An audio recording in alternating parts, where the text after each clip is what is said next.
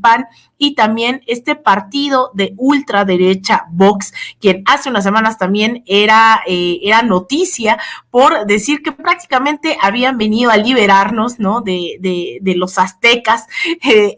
Esto lo hablamos bastante en estos espacios y ahora resulta que este partido pues viene y se reúne aquí, después genera también un debate a lo interno del mismo PAN, en donde pues vimos que hay un sector que opta por decirse más democrático, por no ser tan extremista, se deslinda de esta reunión, o el caso, incluso no sé ni siquiera cómo calificarlo, de alguien como Lili Téllez, que estuvo en la reunión, firmó esta reunión, y después dice que no está de acuerdo con sectores de ultraderecha como Vox, ¿no? Este caso emblemático que significa Lili Téllez, a decir que no está en contra del racismo, no está en contra de la misoginia, no está en contra de todo lo que hace Vox, pero estuvo ahí, estuvo firmando esta Carta Madrid, estos acuerdos, ¿no? De avanzar en la lucha por las libertades, pero también en contra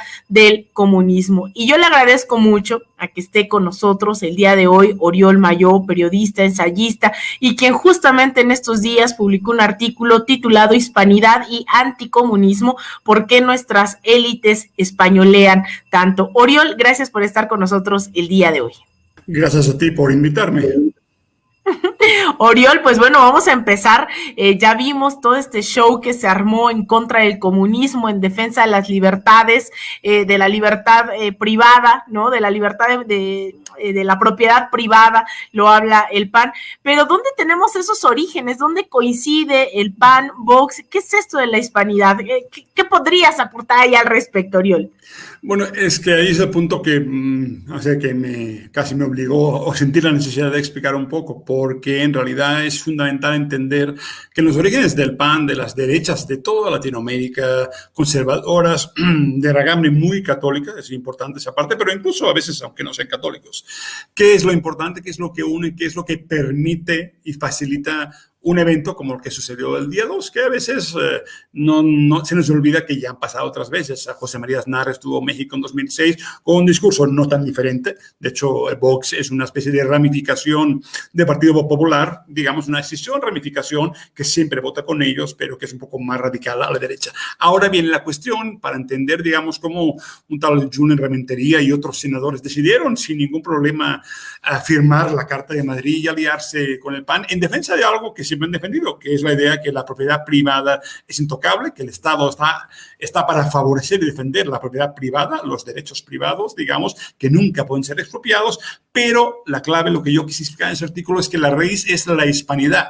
Ese concepto de la hispanidad a veces nos parece muy rancio, muy antiguo, tan rancio como Pascal, pero ahí está y se le ve muy bien, muy orondo. Entonces, ¿qué es esto de la hispanidad? Y es entender un poquito la clave, la explicación que desde México hasta Chile nunca falla. Es decir, la madre patria, digamos, la hispanidad, ese conjunto de tradiciones culturales, de universos compartidos, significa una idea clara de que América les pertenece casi por nacimiento, por apropiación y por conquista. Es decir, de una u otra forma, las élites que ya pueden ser incluso de orígenes muy distintos, como vemos en Bolivia, en Santa Cruz de Bolivia, por ejemplo, son muchos de orígenes croatas, pero no importa. La idea es que al pertenecer a una élite en América Latina, en el subcontinente, perteneces a una gente que tiene un cierto derecho de conquista, un derecho moral sobre las tierras americanas. Esa sensación viene de mil factores distintos, pero se fusiona en un marco cultural que se llama la hispanidad. Hispanidad, por cierto, y es importante aquí hacer unas diferenciaciones, no significa puramente, digamos, lo que entendemos a veces que en España, digamos, odiando a los latinoamericanos. No, es una hermandad de élites basada en una misma cultura, en una misma matriz católica, reaccionaria, conservadora, entre élites de Madrid, de México, de Buenos Aires, digamos, para defender lo que entendemos como un estilo de vida en el cual la dominación de una oligarquía no puede ser cuestionada y el Estado tiene que estar a su servicio. Por eso, en realidad, aunque obviamente la defensa real la ejerza Estados Unidos, porque pues quien tiene las armas, quien tiene la capacidad en todos los sentidos es el imperio real, la función del subimperio español, para decirlo así, es darle darle, digamos, la legitimidad cultural que no tiene Estados Unidos. En el sentido, Estados Unidos puede, por negocios, puede patrocinar cualquier cosa sin ningún problema, cualquier golpe de Estado, pero no tiene, digamos, el sentido de pertenencia a una misma cultura, a un origen de casta y de clase, digamos, y de nacimiento y de conquista que tiene la hispanidad. Y la hispanidad existe, y lo más divertido es que cuando se niega siempre reaparece. En ese sentido, Abascal, recibir a Abascal cuando algunos podían saber que no era lo más conveniente, significa en verdad ese percibimiento de la realidad, de que comparten un espacio cultural, una identidad que para ellos sí define, que es su territorio y que al cual luchan como que tienen un latifundio, una hacienda, para que nunca entren. El comunismo tiene muchos nombres, el comunismo siempre es la posibilidad que el pueblo, digamos, tome lo que es suyo, recupere el control de lo que en teoría es su tierra, es su país, su nación. Por tanto, digamos, y para acabar aquí, porque luego me alargo mucho, eso es la hispanidad. Y eso a ellos siempre lo representa, para decirlo corto y pronto. Bueno, pero en realidad esto que mencionas, ¿no? Y que es algo que todo el tiempo estoy insistiendo aquí en este espacio en particular, es justamente esto. No se trata solamente de la relación entre Vox y el PAN, sino que esto se replica de múltiples formas y en múltiples ocasiones por toda América Latina, y que no es casualidad que Vox, durante estos procesos emergentes de gobiernos progresistas, ahora pareciera que está dando tours, ¿no? En toda América Latina con estos sectores de ultraderecha. Los veíamos antes de las elecciones en Perú, antes de que ganara Pedro Castillo recientemente, se reunió también con la derecha, hablan de Venezuela todo el tiempo, se constatan como este grupo, ¿no? que se alía con todas estas oligarquías, ¿no? En nombre de la hispanidad, pero también hemos visto este concepto, este nombre, que más que realmente dar una connotación geográfica, pareciera una connotación colonialista que habla de los que vivimos en la iberosfera, ¿no? Yo de repente digo iberósfera, le pongo acento, entonces se relaciona, ¿no? Esta iberosfera que usan como para hablar de las antiguas colonias, ¿no? De España, y vienen a ponerlo como si realmente fuese algo sobre lo cual habría que trabajar, ¿no? Y esta lógica colonizadora, de nuevo, ¿qué opinión te merece esto de la iberosfera aquí entre Vox y el PAN, como queriendo recolonizar, una recolonización 2.0? Bueno, esto ya lo escribí en el Cártel Español en 2011, que es una historia de la reconquista económica de aquellos tiempos, de México y todo el continente. Intentaba explicar esa parte. En general, la famosa madre patria, a la cual, pues bueno, yo pertenecí, soy mexicano, pero pues tengo esa doble visión. Siempre tengo una visión paternalista, por definición, Hubo un tiempo histórico, y es importante recordarlo porque hasta a veces parece mentira, yo a veces tengo pruebas de ello, en los 70s, que yo pues era un niño, pero me acuerdo bien, había una relación de igualdad. Las izquierdas, que eran dominantes, digamos, al menos culturalmente, en las universidades, en los centros de trabajo, había una visión de igualdad con América Latina, de una solidaridad absoluta entre naciones que, bueno, compartieron una lengua y una cultura, pero había una sensación de ser pares en una misma lucha que empezó en Cuba, siguió en Chile. Una vez terminó, volvimos un poquito a donde siempre. España, la visión de América Latina, para decirlo en palabras básicas, o es de total desconocimiento y de cero, de ninguneo, la palabra nunca mejor dicha, o es de tópicos, digamos, tópicos que además siempre consisten en que el español que llega a México ya sabe los problemas de aquí, sabe cómo hay que hacer lo que sea, sabe qué pasó en la conquista o qué no, por qué los aztecas eran malos. En cierta manera viven en los tópicos muy conservados, en una visión paternalista, muy histórica, muy vieja, que además no cambió en las escuelas, ha cambiado muy poco. Cambió, sí, en parte con el zapatismo, sí, había una cierta variación, una apertura cultural, pero digamos que en general abunda eso. Y por otro lado está el Estado, la estructura de gobierno que defiende a las corporaciones españolas y que al penetrar en el espacio económico, empezando por Argentina, en Chile, en Brasil, en México, defiende los intereses del IBEX 35. Tenemos por IBEX 35, digamos, el índice de mercado de la bolsa española, donde están la mayoría de empresas, de grandes corporaciones, que son generalmente de servicios. No inventaron nada, eso es lo que inventan, es el negocio de robarse el agua, digamos, la luz, digamos, el petróleo, lo que se pueda, digamos, y ofrecer servicios, ¿no? De telefonía, Iberdrola es el mejor ejemplo de este tipo de empresas, y tener un Estado a su servicio, lo cual es lo más normal en un modelo de capitalismo democrático. democrático, entre comillas. Entonces, esas dos claves, el desconocimiento abrumador que permite los tópicos, la incapacidad de mucha gente, incluso en la izquierda española, de entender y compartir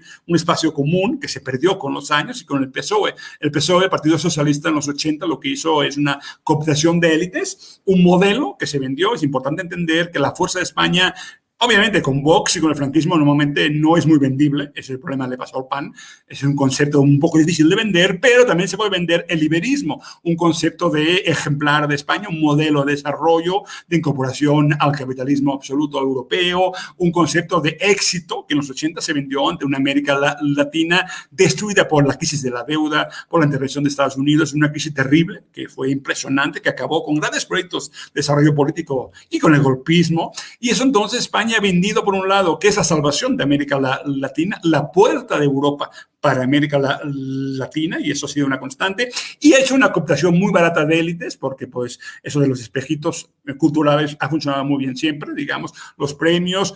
A mí siempre me fascinó la capacidad de la prensa española de influenciar en México. Hubo un tiempo que había suplementos de periódicos españoles en cualquier medio de comunicación mexicano. Es decir, mientras en España no hay ninguna paridad absolutamente. En España cualquiera que vaya sabrá que de México o no se sabe nada, o si se sabe algo, mejor ni lo digan, ¿no? En esa barbarie en cultura, en el caso de las élites políticas, se basa en que sí entienden algo muy bien. Y eso es importante, que hay una red de pares en todo el continente. Es decir, las clases altas del continente tienen una afinidad muy natural en ese eje de Miami, Madrid, que prácticamente uno ve la comunidad venezolana en Madrid, en el barrio de Salamanca. Bueno, ya son los dueños, ¿no? Es decir, se sienten como Pedro por su casa, es su territorio, es su espacio, tienen sus pares ahí, sus relaciones de nivel y tienen sus abascales en todas partes, sus amigos empresarios, sus amigos políticos en ambos partidos de España. Entonces hay una afinidad natural, cultural de élites. A veces hay problemas, a veces topan. Hay gente como Antonio del Valle que lo estafaron en España. En Banco Santander compró Banco Popular y prácticamente perdió 500 millones de euros. Hay a veces problemas de élites, como son todos rapaces, a veces hay problemas, pero en general, para simplificar, esa unidad cultural entre ellos sí existe. Y a veces la misma visión colonial la tienen en México que en España. Es decir, la visión de que Cortés nos salvó, digamos, no sé si del comunismo azteca, sería el imperio azteca, es muy común en México, en cualquier mundo criollo mexicano, así de cierta alcurnia, la visión de que España nos salvó de algo que ni sabemos qué es muy corriente. Es decir, que en realidad hay ahí un poco, yo siempre he pensado, y algunos textos lo han analizado un poco, hay una mentalidad como de Pied Noir, entendamos que eran los franceses de Argelia, que digamos tuvieron 130 años en Argelia como colonizadores y se fueron en el año 62 después de perder la guerra de Argelia. Esa mentalidad que es un país en el cual pertenecen, es suyo, pero al cual siempre son un poco extraños. Hay un término que yo escribí en el libro de Carta de Español y que es de un filósofo chileno, Miguel Ríos Mix, que es el bobarismo exótico. Se sienten de aquí, nacieron aquí, pero son de allá. Su raíz, su raigambre es pertenecer a un occidente mítico, porque uno, por ejemplo, es libanés y no tiene mucho de occidental, pero ellos pertenecen a la iglesia maronita, por ejemplo, entonces son de esa esfera occidental, aunque realmente no sea muy claro su pertenencia, pero los diferencia del mundo originario, del mundo indígena, del mundo incluso de la masa urbana actual, que es lo más importante, de que existe, al cual ellos no pertenecen. Ellos, su vínculo es por la vía occidental, también puede ser Estados Unidos, que obviamente forma también otro ciclo medio colonial, medio imperial, pero ese sentido de pertenecer a otro lugar, aunque aquí nacieron y lleven aquí sus abuelos, bisabuelos o algunos toda la vida, explica muy bien ese sentimiento Pied Noir que digo yo, de que es una tierra conquistada que deben defender de algo que siempre está amenazando.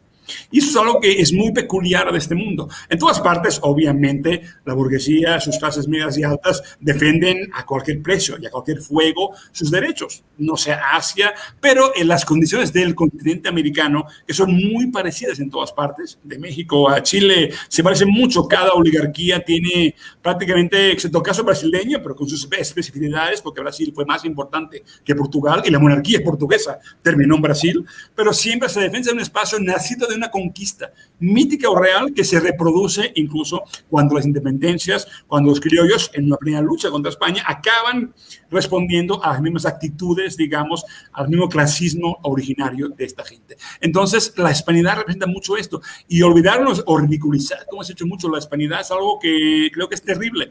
Nos falta entender muy bien que eso explica también la virulencia. Claro que la hispanidad se combina con todo. El discurso, si leéis, cualquiera que haya leído la Carta de Madrid, esta la firma cualquiera, el PRD, el PAN y el PRI, porque lo que pide es que el Estado sea mínimo, se ponga a defender los intereses de las clases altas y no se haga nada para los derechos sociales, para conquistar una lucha contra la desigualdad. Ese es el plan. Y por tanto, ahora bien, todo Estado mínimo requiere que sí. Si alguien lo conquista, si algún tipo de proyecto popular conquista el Estado, hay que hacer lo que sea para eliminarlos, ¿no? Lo que tuviste en Bolivia, Alina, perfectamente bien claro. Lo que sucede en Perú, que quién sabe si Castillo va a resistir, pues literalmente está a punto de que ya no puedes ni armar un gabinete, ¿no?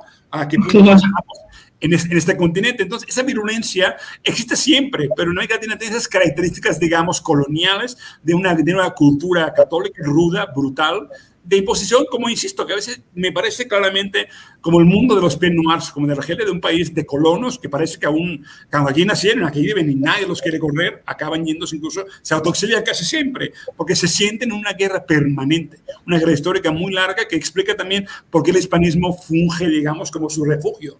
También se van a Miami, está más cerca, y obviamente Miami es la misma cultura, no es tan distinto. De Miami y Madrid muchas cosas se parecen. Aunque obviamente el mundo, digamos, de Estados Unidos es distinto, porque hay algo muy importante. Ni Puerto Rico queriendo será gringa, ¿no? Puerto Rico quieren ser Estado 51, es que no les dejan, ¿no?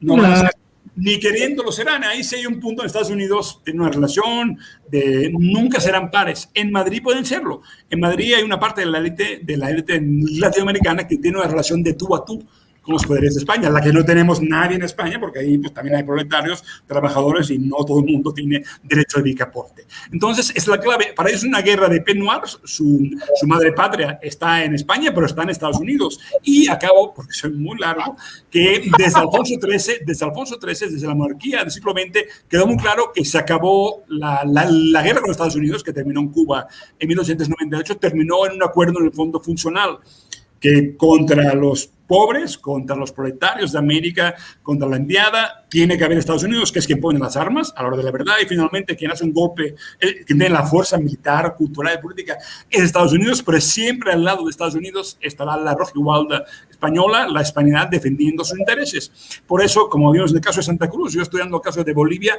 no hay mucho español, pero se sienten españoles aunque ni siquiera tengan de origen español, porque la españolidad, el ser blanco, define la defensa de su territorio, su poder y su dominio. Entonces, eso es la hispanidad y es importante no burlarnos. Y luego sí que hablo de un ejemplo concreto de eso, que es lo que me derivó a entender que la hispanidad no era una broma o una cosa rancia, que también lo es, pero que existe, es funcional, como cuando hablamos del mundo católico, de la náhuatl, de los legionarios. Nos parece muy raro, un mundo absurdo, pero ahí está y existe y es funcional y tiene poder. Por tanto, a veces una minoría, si además tiene poder económico, entonces más que una minoría, es algo que hay que contemplar muy en serio, aunque a veces nos parezca hasta ridículo. No digo que no hagamos memes, porque los merecen los memes. El humor también hay que ser memes, pero ten en cuenta que esto, aunque sea una minoría es poderosa.